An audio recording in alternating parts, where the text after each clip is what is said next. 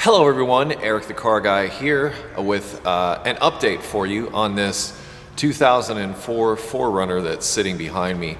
As some of you may know, I've had to bring it back in. This is actually the vehicle that I replaced the power steering rack in last year. It's exhibited a symptom of like difficult steering.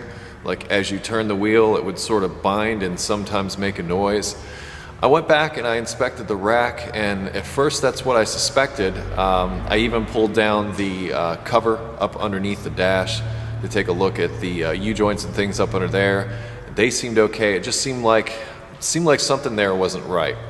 But with the absence of any leaks or any external damage, I suspected it was the rack, and I called up my parts people and was gonna warranty the rack. But during the process of the replacement, which is what I was doing today, I found the real problem. And that would be this. This is the intermediate shaft that runs from the shaft that comes out of the steering wheel, and this part which connects directly down to the power steering rack. Now, what has happened, as you can see on this U-joint, it's kind of stiff, which is okay, but now I checked this when I replaced the power steering rack. I managed to get this thing up off of there.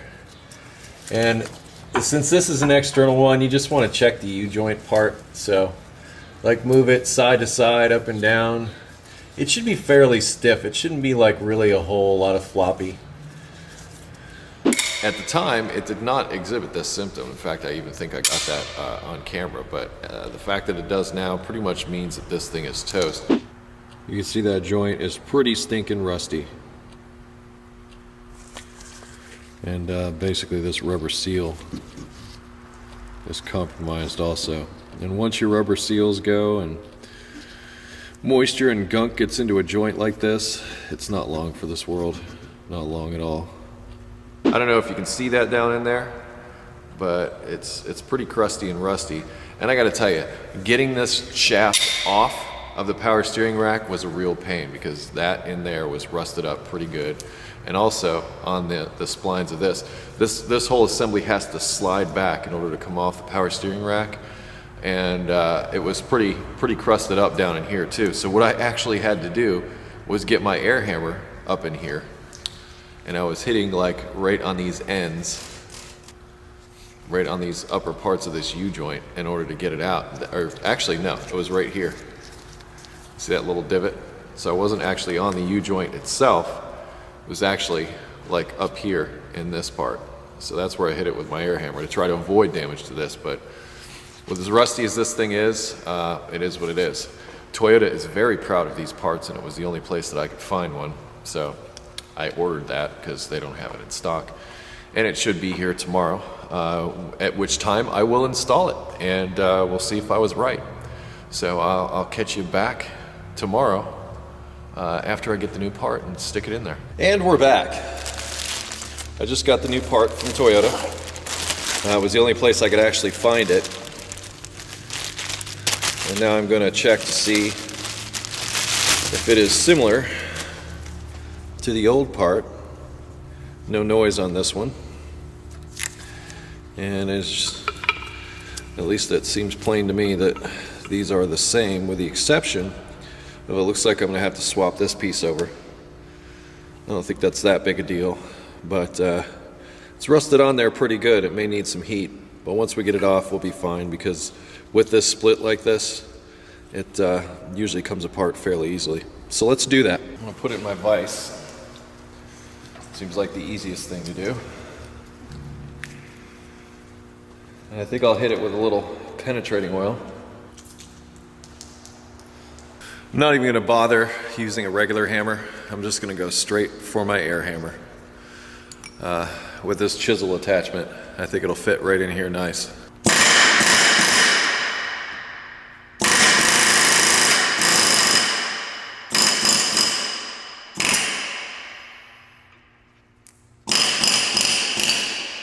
Everybody always asks me, what type of air hammer or what type of tool are you using? Well, this is it. It's a Mac. It's an AH650.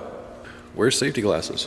Now I noticed that the orientation seemed to line up with this joint.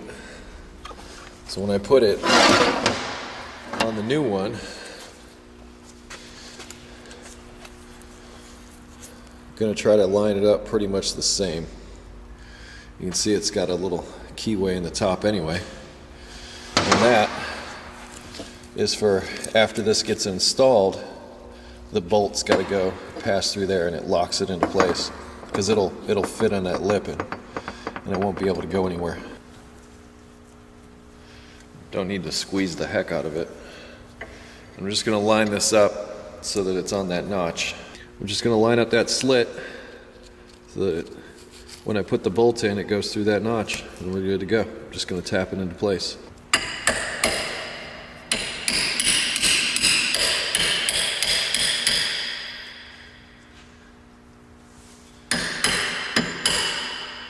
I'm going to go ahead and put the bolt in now just to make sure that it goes in. I can just leave it in there loose.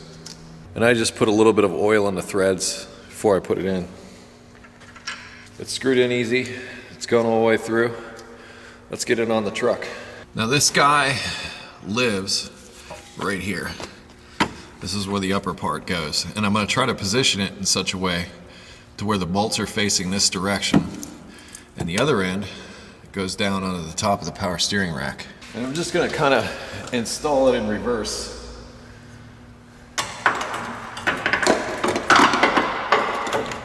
Yeah, I need to show you this.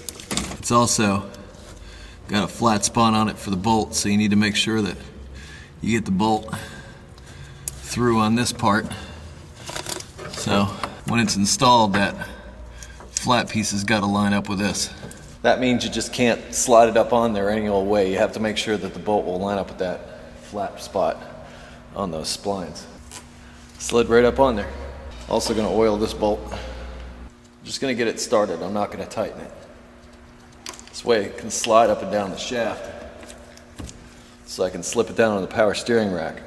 But before I do that, my steering wheel, or my steering linkage and everything is lined up so it's straight ahead. Before I got started, I made sure of that. So since I just moved that, the steering wheel is going to be off. I want to turn the steering wheel back so where it's straight up and down, and then slip it down on the rack. Otherwise, the steering wheel will be off to one side or the other. So let's straighten out the steering wheel. It's a question I always get asked. How many miles are on it? Looks like 140. Now let's get this wheel as straight as we can and slide it on down on top of the power steering rack. I'm just going to turn the ignition off, but not to lock. One last check.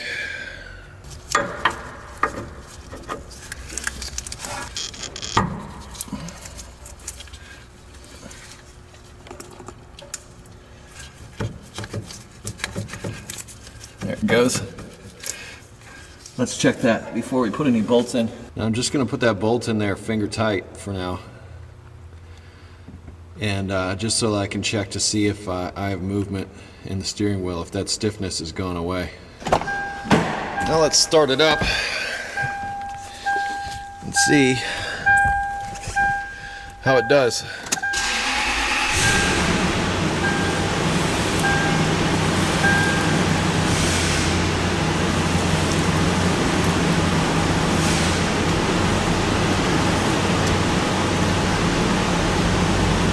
Feels pretty good.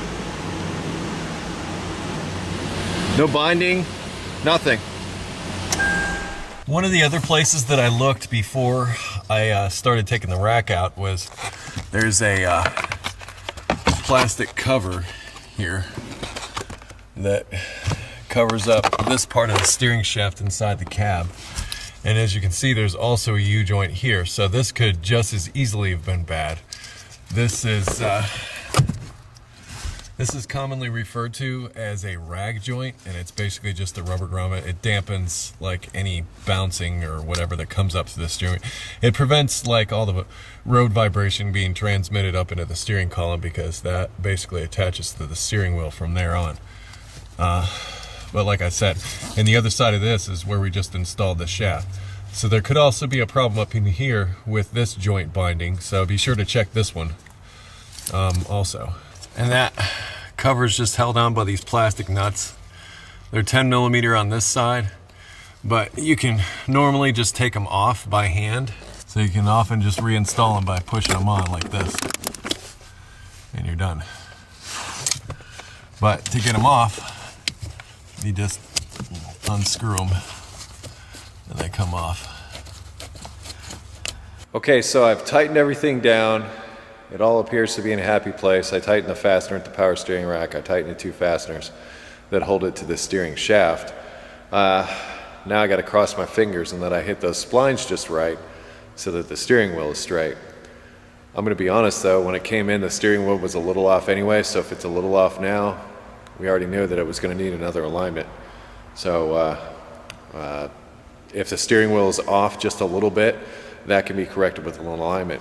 But if it's off like by a significant amount as you drive straight down the road, that you're going to have to correct. Thing is this truck has some metal plates that are underneath that make access to that steering shaft difficult. Also, I have to let it off of the jack stands, drive it just straight down the road just to see where it's at. This is really the pain in the butt part of it, but it's kind of necessary. So that's what I'm going to do next. I'm going to install those plates and the tires. Cross my fingers that I got everything lined up right. Take it out for a drive. If everything's great, life is good. If not, well, I got to pop that bolt out of the power steering rack and then the one up on the steering shaft itself. Slide that back up, move it over a spline, and try it all over again. All right, wheels are back on. Splash shields are in place. Now I'm just gonna drive it and see if the steering wheel's straight. If it is, it's a win. So as I'm driving straight ahead, steering wheel is good to go. Very happy. Well, I'm happy I didn't have to go back in there and take that power steering rack back out. So yeah, before you go to do the rack, just when you pull this off first, and then just check the joints, just like I did. And that way you can avoid having to take the whole rack out, and maybe you just have to swap out one of these. Anyway, I'm Eric the Car Guy. I hope this information was helpful to you. You can always find me at EricTheCarGuy.com, or you can follow me on Facebook and Twitter, and now on Google+. And I close with be safe, have fun, and of course, stay dirty. Take care, everybody.